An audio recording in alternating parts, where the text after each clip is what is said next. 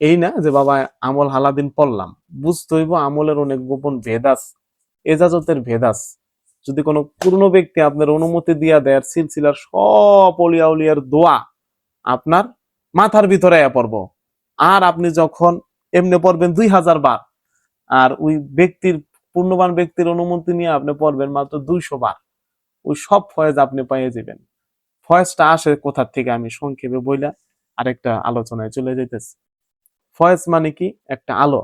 নবী মোহাম্মদ সাল্লাল্লাহু আলাইহি সাল্লামের কাছে একজন গেছে, হুজুর আমার জেনাও করতে মন চায়, আমার সহবাস করতে মন চায়, আমার আকাম কুকাম করতে মন চায়, আমি যার দিকে তাকাই এর দিকে খারাপ নজর দেই। বুখারী শরীফের হাদিস আছে। তো রাসূলুল্লাহ সাল্লাল্লাহু আলাইহি সাল্লাম বলতেছে, খালি এতটুকু বলল, কেউ যদি, আপনারা শুনছেন সবাই, তুমি এমন চিন্তা করো, তোমার মার লগে যদি কেউ এ কাম করে, আবার হলো তোমার বোনের সাথে যদি কেউ এ কাজ করে, তোমার ফুপুর সাথে, তোমার খালার সাথে, তোমার স্ত্রীর সাথে, তোমার খারাপ লাগবো না? কয় হ। এরকম তুমি যার সাথে এগুলা করতে চাও, যাদেরকে এরকম খারাপ নজর দাও, তারাও তো কারো মা, কারো বোন, কারো স্ত্রী। এতটুকু শুনে কইছে, ঠিক আছে রাসূলুল্লাহ, আমি আর এগুলা করুম না। যেই লোক 20-30 বছর, 20 কম হইলে 5-6 বছর দীর্ঘ সময় এই কাজগুলা করলো, রাসূল পাক খালি কইলো, এতটুকু বুঝাইলে কেউ ভালো হয়ে গেল না? ও নবীজিরে বিশ্বাস করে আসছে, কথাটা বুঝবেন, কথা বিশ্বাস করে আসছে, সমস্যার কথাটা বলছে। আর রাসূলুল্লাহ সাল্লাল্লাহু আলাইহি সাল্লাম এর দিকে যখন দৃষ্টিপাত করছে, একটা রুহানি ফয়েজ, একটা শক্তি দিয়ে দিছে, যে ওর আজকের আর গুনাহ করতে মন চাইবো না। আপনি যদি প্রসিদ্ধ কিতাব পড়েন, এই ইবনে কাসির রহমাতুল্লাহ আলাইহির, আবার হইলো তাফসির যদি পড়েন বেশি বেশি, দেখবেন এক জায়গায় পাবেন, ইমাম গাজ্জালিরও যদি কিতাব পড়েন, যে আবু জাহেল রে নবীজি 4000 বারেরও বেশি বলছে, চাচা আপনি মুসলমান হন, আমি মুহাম্মদ, আমি খারাপ, আমার আপনার ভাল লাগে না, আপনি খালি পড়েন লা ইলাহা ইল্লাল্লাহ, বাকিটা আমি বুঝুম। আবু জাহেল কয় না, আমি পড়ুম না, আমি লা ইলাহা ইল্লাল্লাহ কমু না, আমি মুহাম্মদও কমু না, তোমারও কমু না। তার মানে এখানে আবু জাহেল নবীজির পাশে ছিল, সারাদিন দেখা হইতো, কিন্তু বিশ্বাস করতো না। আর দূরের থেকে একজনে বিশ্বাস করছে, তার অন্তরে সরাসরি ফয়েজ গেছে গা। তো ওই ফয়েজটা রাসূলুল্লাহ সাল্লাল্লাহু আলাইহি সাল্লামের তরফ থেকে ফয়েজ, এই যে রুহানি পাওয়ারটা, দেখবে এই ফয়েজ রাসূলুল্লাহ সাল্লাল্লাহু আলাইহি সাল্লামের কাছ থেকে গেল সাহাবীদের কাছে। সমস্ত সাহাবী রাসূলুল্লাহ সাল্লাল্লাহু আলাইহি সাল্লামের ফয়েজ পাইছে। এরপরে তাবে তাবিন, আস্তে আস্তে বড় বড় আউলিয়া, অলি আল্লাহ, যেমন বড় পীর সাহেব যে কাদরিয়া তরিকা, সেই আল হাসানি, ইমাম হাসান রাদিয়াল্লাহু তাআলা আনহুর বংশধর, ঠিক আছে? এবং বড় পীরের মা বাবা উভয় হইল কি কুরাইশি, আল হাসানি আল হোসাইনি, এই নবীর বংশধর। তো এদের মাধ্যমে ফয়েজটা যখন আসছে, এটা এখনো পর্যন্ত ওই সিলসিলার ভিতরে ধারাবাহিক ভাবে আছে। এখন ফয়েজটা হইল কিভাবে? 3 ধরনের ফয়েজ অলিয়া উলিয়ারা ব্যাখ্যা করছে, আবার 3 ধরনের পীরও ব্যাখ্যা করছে। কি? পীর হইল 3 প্রকার, ওস্তাদ হইল কয় প্রকার? 3 প্রকার।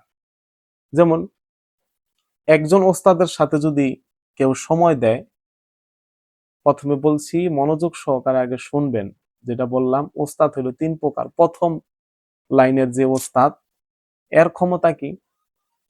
এর সাথে সে যতদিন জীবিত থাকবো, অতদিন এর ফয়েজ, এর কাছ থেকে রুহানিয়ত এর শিষ্যরা পাইবো, মানে সে এতটুকু কামালিয়াত অর্জন করছে। এটা হলো প্রথম। দ্বিতীয় হইল, ওই ওস্তাদ জীবিত অবস্থায় শিষ্যরে কোনো কিছু পাওয়ার দিতে পারবো না, যে যা তোর এটা দিয়ে দিলাম, তোর অমুক হইব, তমুক হইব, তোর এই সমস্যা সমাধান হইব, অমুক সমস্যা সমাধান হইব। জীবিত অবস্থানে, মৃত্যুর পরে আল্লাহ পাক রব্বুল আলামিন তার রুহুরে এরকম এক ক্ষমতা দান করব, তখন এর উসিলায় দোয়া চাইলে ওই কাজটা হইয়া যাবো গা। 1 নাম্বার পীর, সে জীবিত অবস্থায় ছাত্রদের সাহায্য করতে পারলো। 2 নাম্বার কি? পীর হইলো 3 ধরনের, যেটা বললাম। 2 নাম্বার, সে জীবিত অবস্থায় তেমন কিছু দিতে পারবো না, মৃত অবস্থায় দিতে পারবো, মানে সে মারা গেছে, এখন সে দুনিয়ার মধ্যে নাই। এখন এর কবরের সামনে যাইয়া কেউ আলহামদুলিল্লাহ সূরা একবার, 3 বার কুল হু আল্লাহ, কেউ দরুদ শরীফ, কেউ 3 তাসবিহ পড়ে আল্লাহর কাছে দোয়া করলে, আল্লাহ আমি তো নাদান, আমি তো গুনাহগার, তোমার এই বন্ধুর কবরের সামনে এসে আমি দাঁড়াইছি, এর উসিলায় তুমি আমার দোয়াটা কবুল করো। তিন নাম্বার যে ওস্তাদ, তারে আল্লাহ পাক এরকম ক্ষমতা দান করে, সে জীবিত অবস্থায় যেই মরে গেলেও সেই জীবিত অবস্থায় সে রুহানি ফয়েজ দিতে পারবো, মারা গেলেও সে, মানে তার নফসের মৃত্যু হইলেও সে মানুষের রুহানি ফয়েজ, দোয়া, পাওয়ার দিতে পারবো। এই ফয়েজটা বাবা এই রাসূলুল্লাহ সাল্লাল্লাহু আলাইহি ওয়াসাল্লামের কাছ থেকেই আসে। আর এটার রাসূলে পাক হইলো কি ফয়েজের পাওয়ার হাউস। কথা বুঝতে পারছেন? যেমন একজন কোরআনে হাফেজ, এরে যাই আপনি একটু জড়াইয়া ধরবেন, কোনো দোয়া ওয়াজিফা কিচ্ছু পড়া লাগবো না, দেখবেন আপনার বুকটা ঠান্ডা লাগবে। আমি শত শত হাফেজ পোলাপান পরীক্ষা করছি, সিনারা একটু নরম লাগবো। কারণ কি, ওর বুকের ভিতরে কোরআনটা আছে, কোরআনেরও একটা মোজেজা আছে। কোরআনের মোজেজা কি, কেউ যদি কোরআনরে আঁকড়ায় ধরে তাহলে সে শীতলতার অনুভব করে, সে শান্তি পায়। একটা তো কাগজ কলমে লেখা কোরআন, একটু জীবন্ত কোরআন বুঝতে হবে। থাকুই দিকে যাবো না, স্বল্প সময় স্বল্প কথা বলবো।